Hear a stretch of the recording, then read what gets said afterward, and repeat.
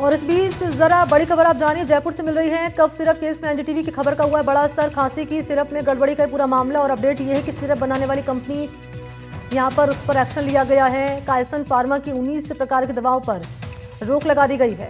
दवाओं के वितरण पर अग्रिम आदेश तक रोक लगा दी गई है। ड्रग कंट्रोलर राजाराम शर्मा को निलंबित किया गया। कायसन फार्मा को सीएम निःशुल्क योजना से बाहर किया गया है। कफ सिरप पर स्वास्थ्य विभाग ने एडवाइजरी जारी की। 5 साल से छोटे बच्चों को सिरप ना दे, ये एडवाइजरी में लिखा गया है।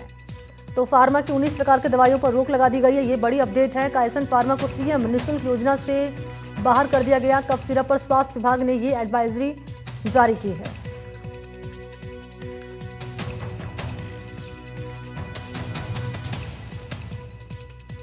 और इसी मामले पर स्वास्थ्य मंत्री हैं खींचकर बड़ा बयान दे रहे हैं, और उन्होंने कहा है कि डॉक्टर्स ने नहीं लिखी थी कफ सिरप, अब हमारे विभाग का इसमें कोई रोल नहीं है। माता पिता ने मार्केट से खरीदकर ये दवाई दी। ये बयान दे रहे हैं स्वास्थ्य मंत्री।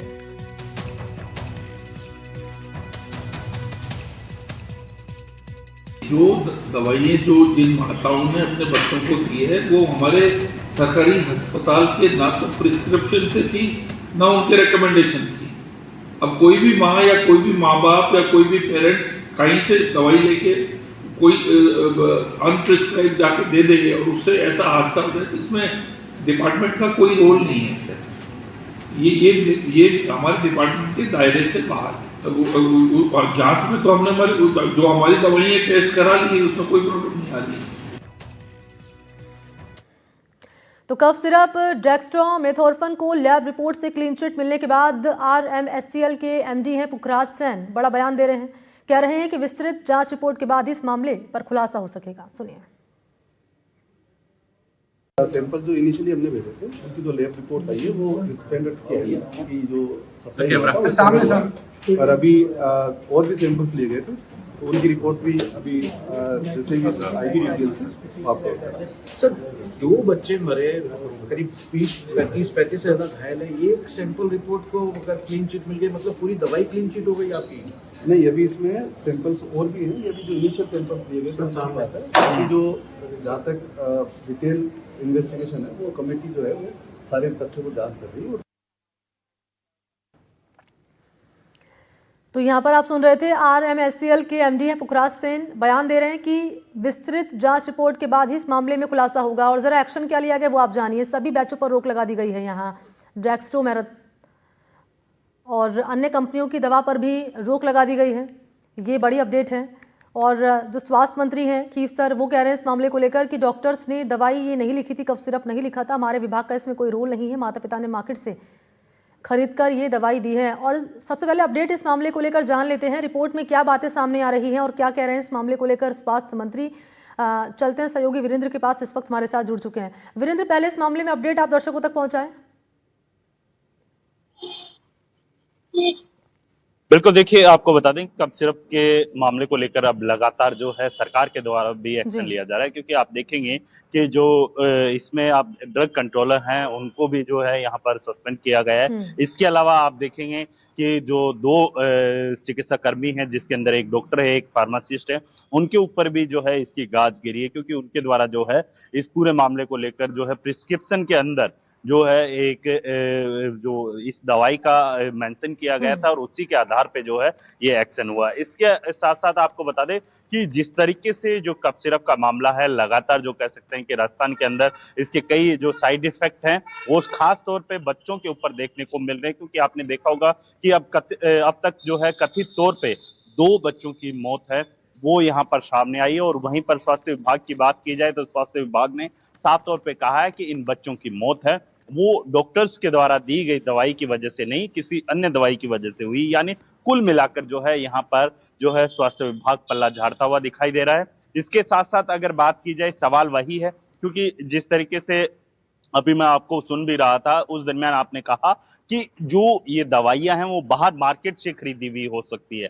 क्यों? क्योंकि ये जो वो दवाइयां हैं जो राज्य सरकार के द्वारा मुख्यमंत्री निःशुल्क दवा योजना के तहत जो है इन दवाइयों को जो है आम जनता के लिए जो है निःशुल्क है वो दिया जाता है। और जब आप अगर किसी भी पीएचसी, सीएचसी या फिर स्वास्थ्य केंद्र पर जाएंगे तो वहां पर आपको सर्दी या खांसी के दरमियान जो है ये दवाई दी जाती है। लेकिन आप देखेंगे कि जब इसकी जांच करवाई जाती है, जहां जहां पर इसके साइड इफेक्ट देखने को मिले हैं, वहां से जब जांच करवाई जाती है तो लगभग 6 पेज की जो जांच रिपोर्ट है वो सामने आती है। और उस जांच रिपोर्ट के अंदर साफ तौर पे देखा जा सकता है कि सारी रिपोर्ट है वो ओके बताई जाती है। और जब इस पूरे मामले को लेकर जब ड्रग कंट्रोलर है अजय पाठक, उनसे जब बातचीत होती है तो उन्होंने एनडीटीवी से भी कहा कि रिपोर्ट है वो ओके है, उसके अंदर कोई भी ऐसी जो है चीज नहीं पाई गई जिसके साइड इफेक्ट हैं वो देखने को मिले। इसके अलावा अगर बात की जाए प्रदेश की राजधानी के अन्य इलाकों में, तो आप देखेंगे कि प्रदेश के अन्य इलाकों के अंदर जो है पूरी तरीके से इस दवाई को बेचने से मना कर दिया गया है। पूरी तरीके से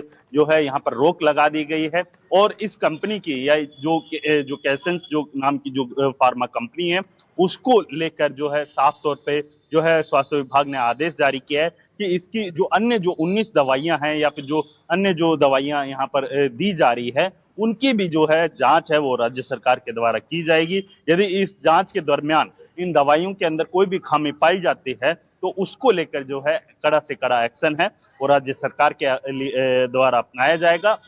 और इसके अलावा अगर बात की जाए, इसमें आपने देखा होगा कि जो ये पूरा मामला है लंबे समय से जो है तूल पकड़ता हुआ दिखाई दे रहा है, क्योंकि यहाँ पर बीजेपी के ही जो पूर्व जो नेता प्रतिपक्ष है राजेंद्र राठौर ने एनडीटीवी से भी कहा कि बच्चों की मौत का मामला है, इसमें कोई भी फार्मा कंपनियों एक दवाई की बात नहीं हो रही है। यहाँ पे अन्य जो दवाइयां निःशुल्क दी वीरेंद्र, जा ये रही है, सवाल है क्या वाकई क्योंकि में जो 3 मानक तय सदस्यीय किए गए हैं उन 3 मानकों के सदस्यीय टीम का गठन किया गया था इस मामले को लेकर जांच करने को लेकर, क्या उसको लेकर अपडेट है, जरा यही बताएं पहले आप।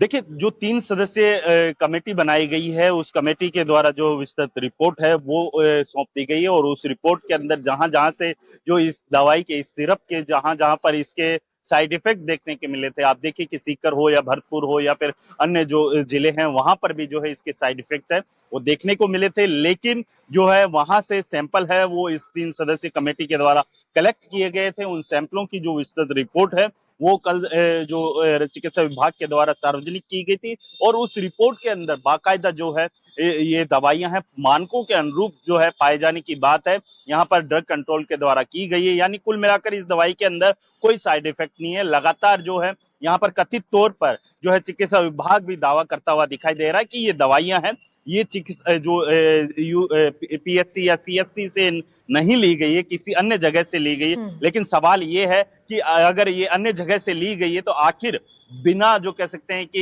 ये सरकारी जो कह सकते हैं कि इसके ऊपर ठप्पा लगा होता है और उसके बावजूद जो है ये दवाई आखिर कहां से जो है आम जनता तक पहुंच रही है, ये सबसे बड़ा सवाल है। और इसकी जांच है वो यहाँ पर सीधे तौर पर जो सवाल खड़े हो रहे हैं वीरेंद्र वो सिस्टम पर खड़े हो रहे हैं। हालांकि जो जांच रिपोर्ट सामने आई वो ये बता रही है कि उसने पुष्टि कर दी है कि जो स्वास्थ्य मंत्री ने बड़ा स्टेटमेंट यहाँ पर दिया है कि जो दवाइयाँ हैं वो खुद जाकर ली गई है, डॉक्टर्स ने इसको लेकर परामर्श नहीं दिया था।